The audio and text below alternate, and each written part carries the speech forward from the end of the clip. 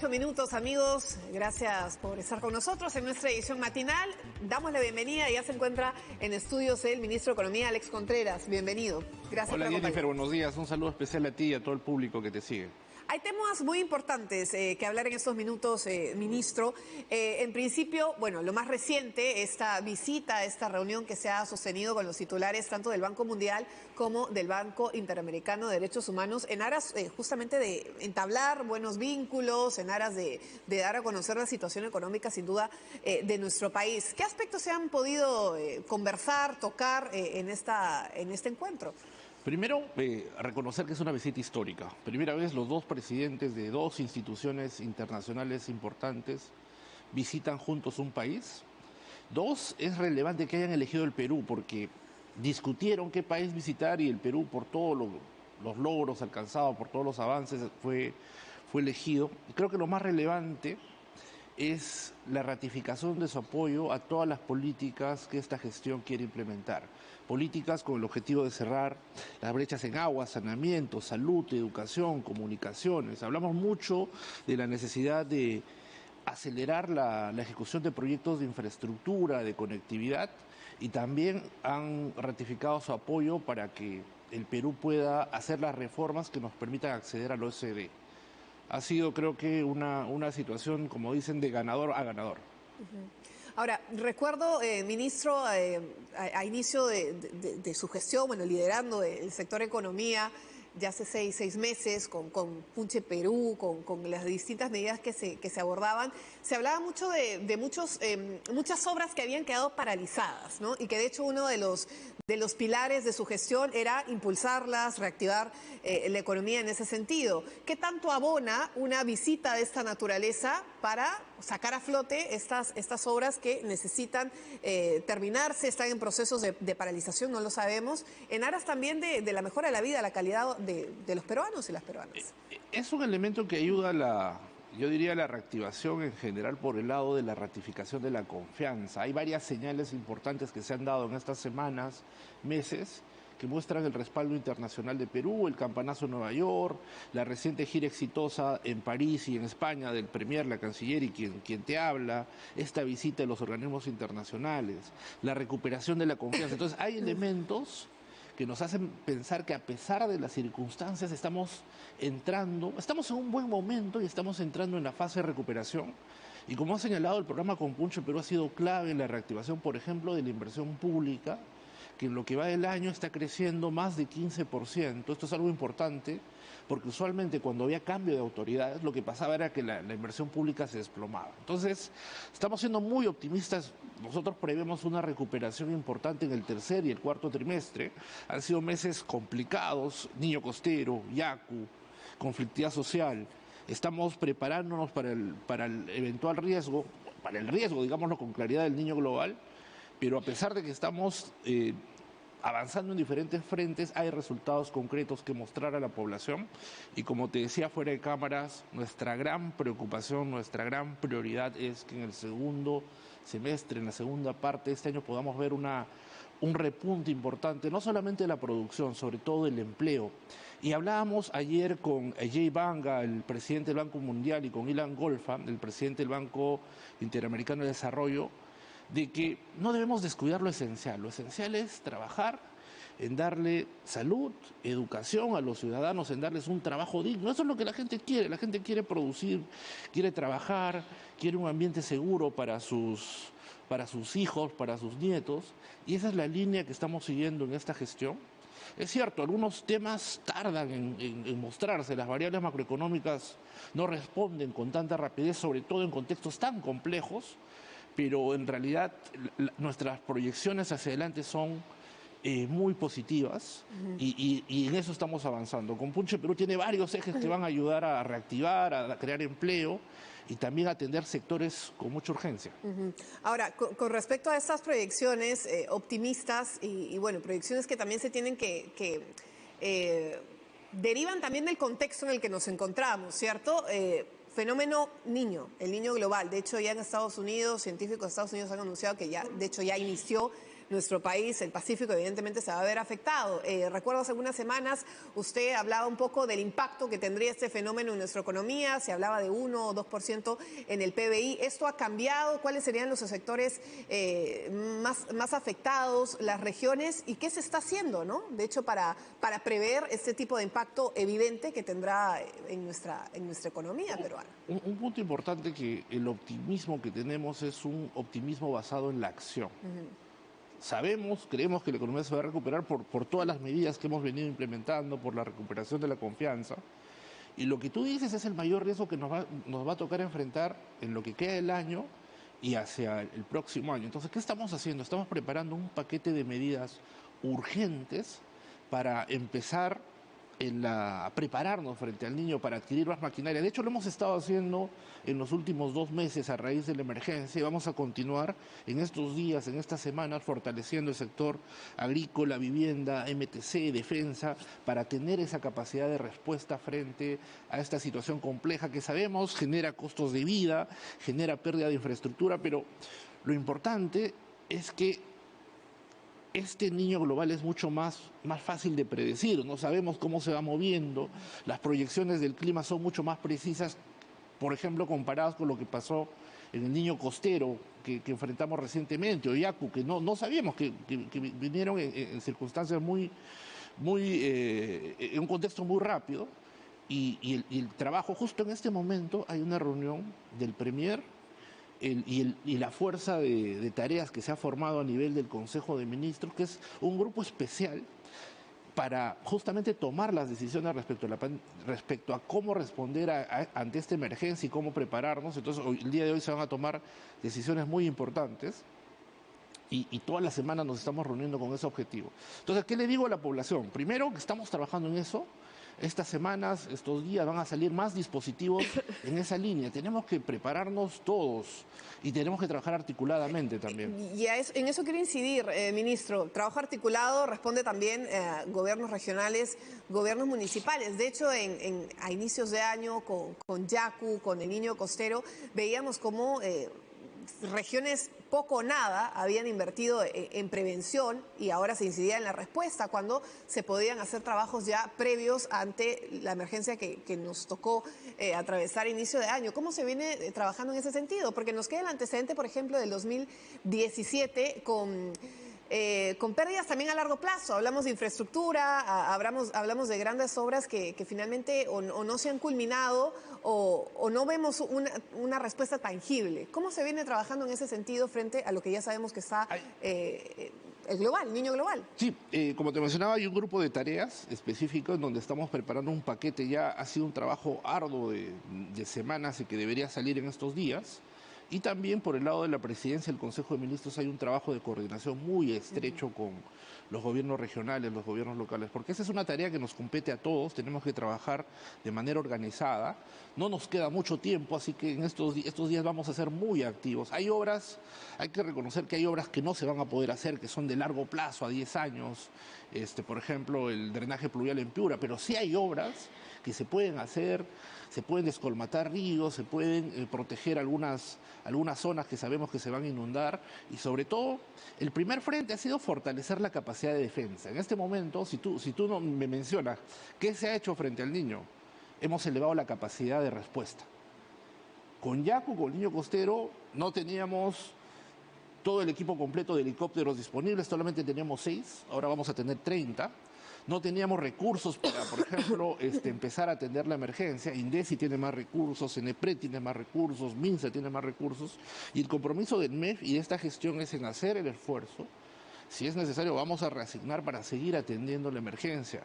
Hay varias emergencias, el dengue es una que estamos también atendiendo con toda la rapidez posible, y vamos a seguir trabajando en esta agenda sin, lo digo y lo repito, sin escatimar recursos. Justamente la posición privilegiada que ha alcanzado el Perú a nivel internacional, esa fortaleza fiscal, nos permite también que en contextos de emergencia podamos disponer de esos recursos para atender la salud, para comprar más maquinarias, reparar helicópteros, y eso es algo que estamos haciendo y que desafortunadamente Algunos temas se han descuidado en los últimos años, pero cuando uno toma una gestión, toma activos ¿Como y cuáles, por pasivos. ejemplo, ministro? Por ejemplo, algo concreto, lo que decía el ministro de Defensa, que nunca se le había dado presupuesto para comprar seguros para helicópteros, para darle mantenimiento a los helicópteros. Muchas maquinarias, tanto a nivel regional, a nivel nacional, no han tenido recursos suficientes para tener esa capacidad de respuesta rápida. Ahora ya, solamente en Yacu y el Niño Costero, para la emergencia se asignaron 1.500 millones de soles. Hay un presupuesto adicional que nosotros estimamos entre 2.000 y 3.000 millones de soles más que vamos a asignar en estos días justamente para fortalecer esa capacidad de respuesta.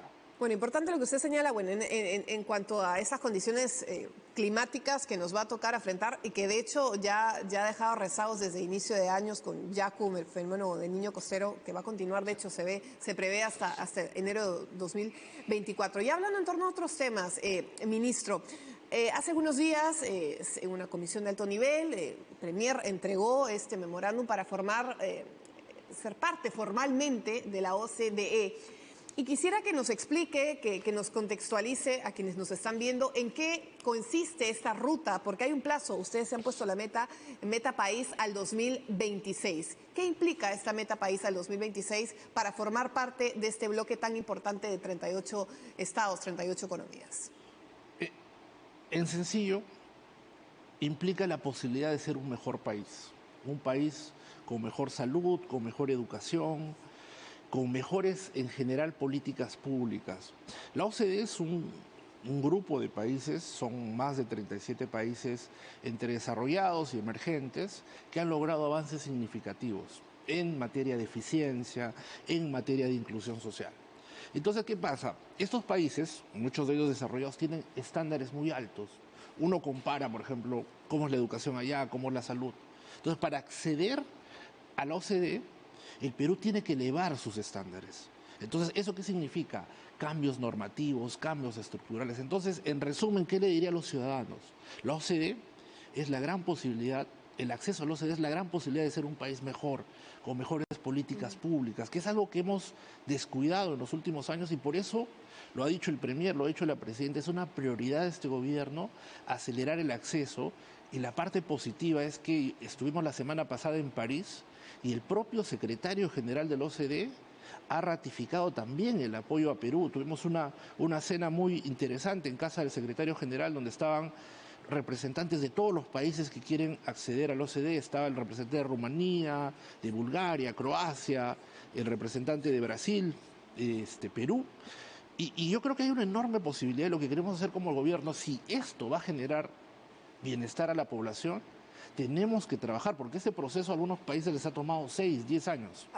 A eso justamente apunto, ministro. ¿Es una meta realista? Estamos 2023, mitad del 2023, se espera que al 2026 podamos ser parte de este importante bloque. Y se lo pregunto porque hay indicadores que lamentablemente nos demuestran cómo la pandemia ha incidido en algunos aspectos. Por ejemplo, nivel de informalidad, el desempleo, el nivel de pobreza, que de hecho ha sido del 2022, ha aumentado el nivel de pobreza. Bajo todo este contexto, ¿se conseguiría esto al 2026? Recuerdo que hace algunos años dieron algunas recomendaciones también por parte de la OSCE con respecto a la lucha contra la corrupción, por ejemplo. ¿Cómo se viene trabajando en estas directrices si es que queremos lograr esto en 3 años, poco menos de 3 años? Eso es importante. Lo más relevante es hacer los cambios normativos. Primero, ¿cuánto hemos avanzado en el proceso? El año pasado se recibió la hoja de ruta, es decir, este es el camino que tienes que seguir para acceder a la OCDE. El proceso formal. El proceso formal. Es como decir ya la entrada, el punto inicial. Lo que hemos hecho ahora la semana pasada es decirles, este es el diagnóstico de Perú. Este es nuestro autodiagnóstico, esto es lo que tenemos que mejorar. Lo que tú dices en corrupción, en materia de lucha contra la corrupción, en salud, en educación, en agricultura, en economía, en materia de impuestos, propiedad intelectual, competencia. Es un documento de más de 1.200 páginas. Entonces, ¿cuál es el siguiente paso? El siguiente paso, primero han reconocido ese esfuerzo, lo hemos hecho en muy poco tiempo. El siguiente paso es, la OCDE va a evaluar este autodiagnóstico que nos hemos hecho y nos van a hacer recomendaciones. ¿Por qué creemos que lo podemos hacer en 3 años? Porque el Perú ha avanzado en los últimos años. En materia de estabilidad macroeconómica tenemos nivel de OCDE. En materia, por ejemplo, de apertura comercial, el Perú tiene tratados de libre comercio con cerca del 85% de la actividad económica global. Entonces, ¿hay temas por mejorar? Por supuesto, pero estamos... 3 años es una meta ambiciosa, lo reconocemos, pero si queremos generar cambios, Jennifer, tenemos que ser ambiciosos. La población no puede esperar a tener un país que tenga mejores prácticas para luchar contra la corrupción, como has dicho, en materia de salud, en materia de empleo también. Por eso prioridad del gobierno y el compromiso del Premier creo que fue muy importante en esa reunión, a que esto se pueda discutir en Consejo de Ministros. Hay una comisión de alto nivel que se ha creado y lo más importante para lograr lo que tú has dicho es la transparencia.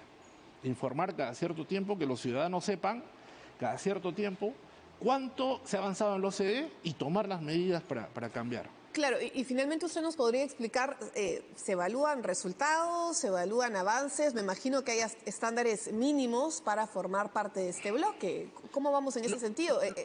Bueno, vamos avanzando, sí, pero ¿qué se está consiguiendo finalmente, no? Los estándares ¿O en qué estamos más aprobados, por decirlo de alguna forma? Es un buen punto lo que mencionas. De hecho, el Perú fue invitado a participar en el proceso. Entonces, cuando tú eres invitado significa que cumples lo mínimo. Hay una confianza. Hay una confianza, pero necesitas trabajar en temas que son importantes. Entonces, hay avances. El primer gran avance es que ya sabemos qué es lo que tenemos que hacer. Son 1.200 páginas de trabajo. Esto implica cambios en leyes, en decretos, reestructurar algunas entidades.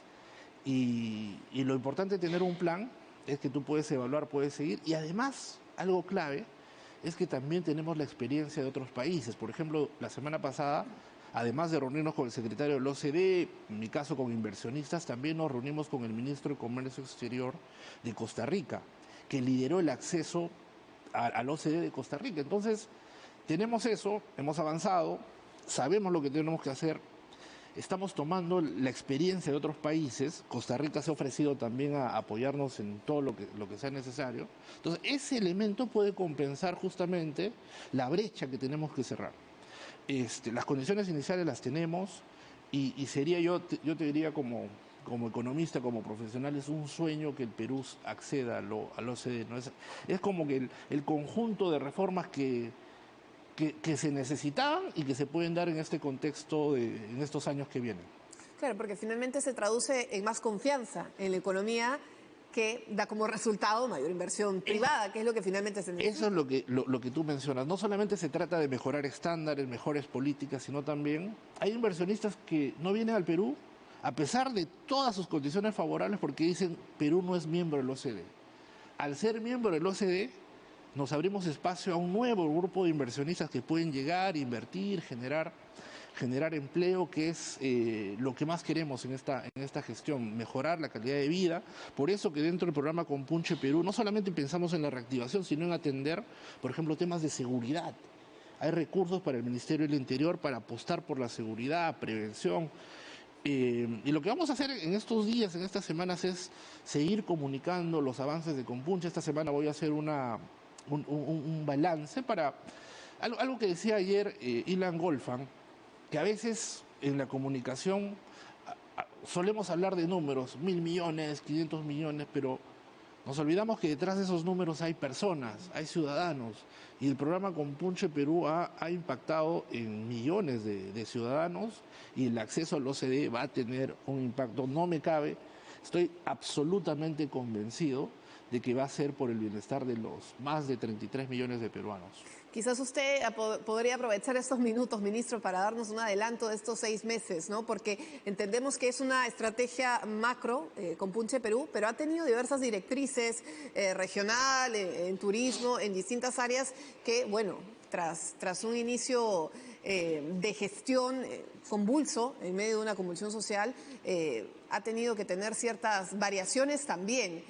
¿Qué es lo que se puede haber apreciado dentro de estos 6 primeros meses? Entendemos también de la mano con autoridades regionales que han empezado también gestión en este 2023. No, sin duda, necesitamos trabajar todos juntos. El programa Compunche Perú se creó pensando en 3 ejes: reactivar a las familias, a las regiones afectadas, a los sectores. La primera parte con Punche Perú prácticamente se ha ejecutado a un 100%, se han sacado las medidas que se han prometido y por eso hemos lanzado la segunda parte. ¿Qué es lo nuevo que esperamos para este segundo semestre? Primero, el impulso a las MIPES. Cuando hablamos de crear empleo, una forma muy rápida de crear empleo es justamente a través de las MIPES, generar el emprendedurismo, pero hay una serie de factores limitantes. En ese sentido hemos anunciado, por ejemplo, la expansión del programa Impulso Mi Perú, que es un programa crediticio, son 2.000 millones de soles que en este momento están apoyando a muchas MIPES. Vamos a seguir con la reactivación de los sectores. Hay un impulso adicional al turismo. El turismo del Perú se está recuperando, pero hay mucho más espacio. Yo justo lo mencionaba ayer en la reunión que Perú es un país con un enorme potencial. Turismo. Deberíamos ser el país que atraiga más turistas en América Latina solamente considerando el potencial que tenemos. Potencial, por ejemplo, en sectores como somos un país amazónico. Podemos ser potencia forestal, acuícola. Vamos a tener una infraestructura importante portuaria en los siguientes años y eso va a ser clave. Entonces lo que queremos hacer en este segundo semestre, primero, consolidar la recuperación, la creación del empleo, que es algo que nos preocupa mucho. Claro, porque y esto es importante, ministro, porque finalmente uno como ciudadano de a pie escucha este tipo de información, una economía resiliente, una macroeconomía que nos ha permitido salir a flote en medio de un contexto de pandemia, de ciclón, etcétera. Pero claro, el ciudadano de a pie se pregunta, el empleo, la formalidad, ¿cómo me beneficia finalmente? ¿En qué momento llegan esos beneficios a mi día a día? Y eso es lo que a veces uno no sabe cómo explicar, ¿no? Efectivamente. Con estos índices, como comentábamos, 2022, aumento de la pobreza, ¿no? ¿Cómo explicar esto finalmente en términos sencillos al día a día? Sí, lo que esperamos es eso, que el ciudadano empiece a sentir la recuperación. Ya se ven los indicadores de mayo son mucho mejores que los de abril ligeramente mejores que los de marzo. Y ya cuando la actividad empieza a recuperarse, eso se empieza a reflejar, por ejemplo, en mayor consumo, en mayor inversión, y eso impacta directamente en el bienestar del ciudadano. ¿Se ha percibido una mejora en empleo, por ejemplo, en cifras tangibles? Estamos esperando los últimos resultados, pero lo que son nuestros indicadores adelantados, usualmente los indicadores de empleo, de actividad económica, tienen un rezago entre 30 y 45 días después de lo ocurrido. Pero lo que nos muestran nuestros indicadores adelantados, al menos en mayo, es que la economía, después de haber caído en enero, se está recuperando y esa recuperación continúa. Y cuando el crecimiento empieza a acelerarse es cuando se refleja en el empleo, en las condiciones de vida y también dentro del plan que hemos implementado hay medidas directas que van a incidir en los ciudadanos. Hay un componente muy fuerte de protección social. Lo que tú has mencionado es clave, la pobreza ha subido y necesitamos medidas urgentes. Entonces, dentro de este segundo paquete que queremos enfrentar, que queremos trabajar en este segundo semestre, hay medidas de empleo temporal, soporte a familias vulnerables. Hay un componente clave de apoyo a las MIPES, pero también de soporte a justamente estas familias que han sido afectadas. Ya el vale proteico que habíamos anunciado ya debe salir esta semana o a más tardar la siguiente, ¿no? Bueno, en un contexto donde podrá generarse situaciones complicadas también, ¿no? Lo señalábamos hace algunos minutos, ministro, fenómeno del Niño, cultivos que se han perdido, por ejemplo, a inicios de año y bueno, ahí hay una respuesta que se espera también frente a lo que va a suceder probablemente a partir de este mes de junio con respecto al Niño global. Otro tema a consultar, ministro. ¿Se evalúa ajustar el impuesto selectivo al consumo? ¿Hay esta iniciativa de por medio en su sector? Entiendo que la preocupación está porque usualmente al inicio del año hay un ajuste sobre algunos bienes. Que se esperaba para el 30 de enero. Ese ajuste lo hemos postergado para el mes de junio y estamos evaluando, ¿no? Estamos evaluando si se hace el ajuste o si se posterga, pero lo que hemos sido bien claros. ¿Y qué aspectos se tomarían en cuenta? Lo que queremos hacer es, incluso cuando el impacto puede ser pequeño, sectorialmente sí puede haber alguna diferencia. Entonces lo que queremos hacer es garantizar la recuperación de la economía. Es como una economía que ha sufrido eventos Claro. adversos y que se está recuperando, ¿no? Claro, estamos hablando de productos, cigarrillos, gaseosas, cervezas, que bueno, que básicamente Impacta las bodegas. impacta en las bodegas, Impacta ¿no? en las bodegas. Muy probablemente diría que vamos a prorrogar la medida. Ujú. Bueno, importante lo que señala entonces, sobre todo en aras de esto que usted comenta, con punche a las familias, ¿no? A las MIPES. Estamos apostando por la recuperación. La recuperación implica hacer esfuerzos y en el esfuerzo están todos, la gran inversión, la mediana inversión, la pequeña inversión, todos cuesta, todo suma, la bodeguita, la tienda de la esquina, la panadería, la gran empresa minera, el gran agroexportador, el agricultor, mira, todos sumamos, todos tenemos que empujar el coche hacia la misma dirección y como ha señalado nos ha tocado enfrentar un contexto duro, pero la vida es así, o sea, nunca... lo que me han enseñado mis lecciones en la universidad es que los contextos libres de shocks no existen, y más bien es lo que... Ahí está el reto, en cómo reaccionar ante estos eventos adversos y cómo sobreponerse. Y esa resiliencia que muchos utilizan, que en la práctica no es otra cosa que una fortaleza casi inquebrantable, no es un atributo, es un atributo en realidad que refleja la naturaleza de los propios peruanos. Los peruanos son resilientes. Uno se levanta a las 5 de la mañana y están ahí los señores en el paradero, yendo a trabajar, trabajando muy duro. Uno puede ver a nivel de todos los sectores como algo que me dicen muchos amigos extranjeros es, les sorprende los trabajadores, los trabajadores que son los peruanos y esa resiliencia en la economía, esos avances que hemos logrado en los últimos años y que hemos podido consolidar, es el reflejo de esta sociedad que quiere mejorar, que quiere crecer, que le ha tocado enfrentar efectos muy duros, pero nuestro rol como gobierno es ese, ¿no? Implementar medidas y sobre todo dar la cara cuando se tenga que hacer. Muchísimas gracias, ministro, por acompañarnos en nuestra edición matinal. El ministro Alex Contreras, bueno, en torno a su sector y, bueno, ha anunciado que próximamente se dará pues este balance de los resultados de estos 6 meses de la estrategia Compunche Perú. Gracias por acompañarnos, ministro. Gracias. 8:05, amigos, vamos a hacer una pausa, un breve corte, pero tendremos más al regresar, así que no se muevan en nuestra edición matinal.